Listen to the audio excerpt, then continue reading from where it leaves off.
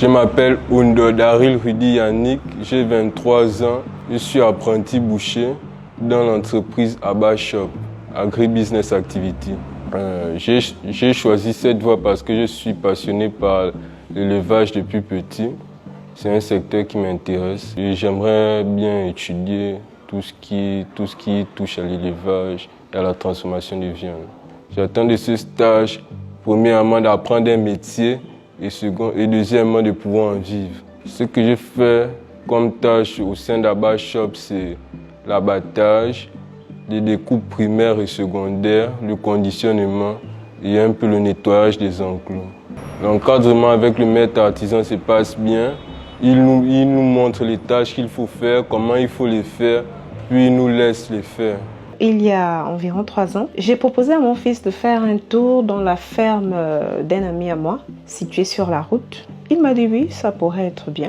Donc il y est allé et il a passé, je crois, 1 mois là-bas. Quand il est revenu, je crois que ça a été comme une révélation pour lui parce qu'à partir de ce moment, il a commencé à se documenter beaucoup sur l'élevage, la transformation et tout ce qui va avec. Moi, je l'observais comme ça. Et puis, chaque jour un peu plus, il s'y intéressait. Jusqu'à ce jour où je suis tombée sur la publication du PNPE où on parlait d'une formation offerte justement à des jeunes. Et puis quand j'ai regardé les différentes formations, j'ai vu qu'il y avait transformation de viande. Tout de suite, j'ai pensé à ce qu'il m'avait déjà dit quelques années auparavant lorsque je lui demandais « Tu es certain vraiment que ça t'intéresse ce domaine ?» Il m'a dit « Mais maman, tu n'as même pas idée de tout ce qu'on peut faire à partir de l'élevage.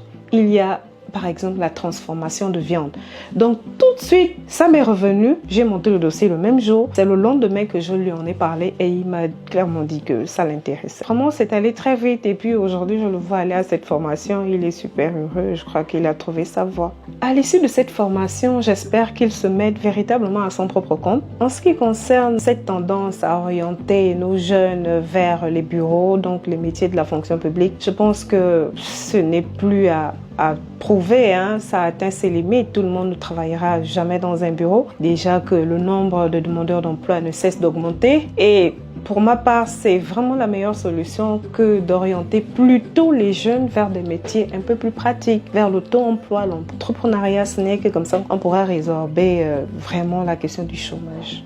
J'aimerais bien passer un message, aux parents. Tout le monde décrit aujourd'hui la situation de la jeunesse, elle est dépravée, elle a perdu ses repères. Mais une chose est claire, une chose est sûre, c'est que chacun de ces jeunes est issu d'un parent. Et la responsabilité du parent, c'est d'abord d'encadrer son enfant. Parce que la réussite, aussi bien que l'échec, incombe à ce parent. Il n'y a que des parents démissionnaires qui font des enfants ratés. Nous n'avons pas à démissionner du rôle parental, ça n'existe pas parce que c'est un gros échec pour nous les parents. Donc nous avons intérêt à être à leur écoute, à regarder leur sensibilité. Tout le monde ne travaillera jamais dans un bureau, tout le monde n'est pas bon à l'école, tout le monde n'est pas super intelligent.